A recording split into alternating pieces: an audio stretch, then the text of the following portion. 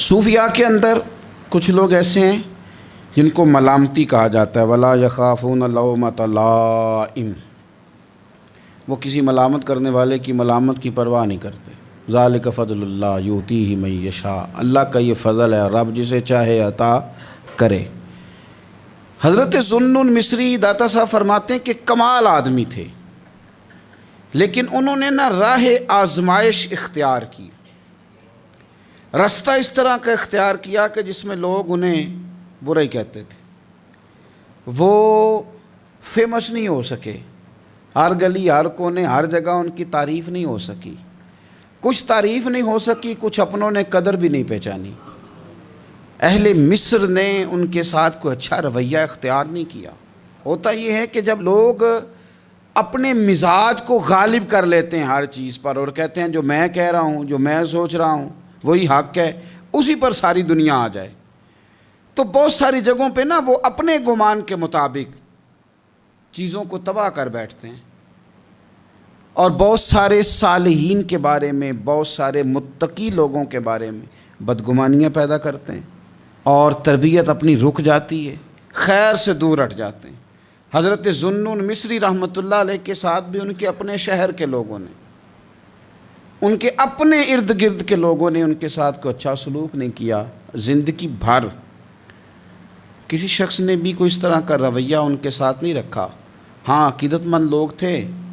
محبت کرنے والے بھی تھے، لیکن اکثریت ان لوگوں کی تھی کہ جو ان کی طرف جب بھی نظر اٹھاتے تھے تنقید کی اٹھاتے تھے، طنز کی اٹھاتے تھے۔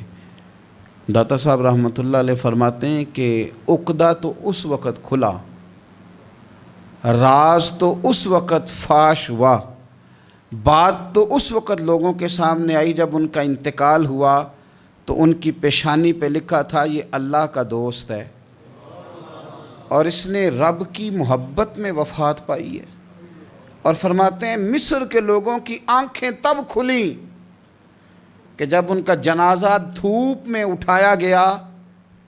تو پرندوں نے آ کے جنازے پہ سایہ کر دیا۔ اس وقت لوگوں کو پتہ چلا یہ تو دو باتیں تھیں۔ داتا صاحب کہتے ہیں لوگوں پتہ ہے تیسری بات کیا ہوئی؟ جس دن حضرت ذوالنون مصری کا وصال ہوا، 70 نیک لوگوں نے رسول پاک کی زیارت کی، اور ہر بندے کو خواب میں آ کے اللہ کے محبوب نے فرمایا آیا اس لیے ہوں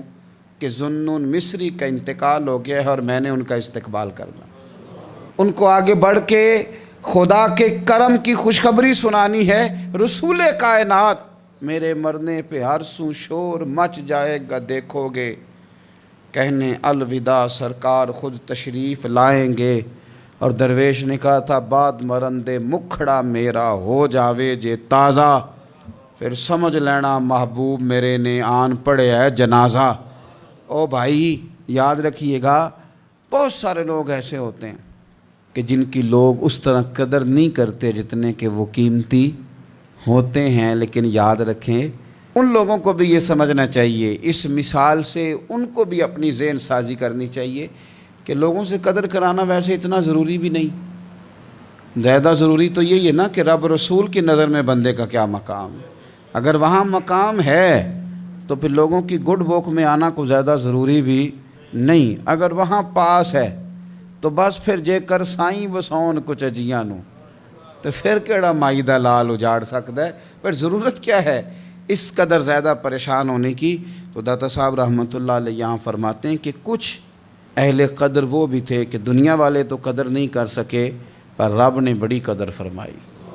اللہ کے محبوب علیہ السلام نے بڑے رحمت فرمائی، بڑی کرم نوازی فرمائی۔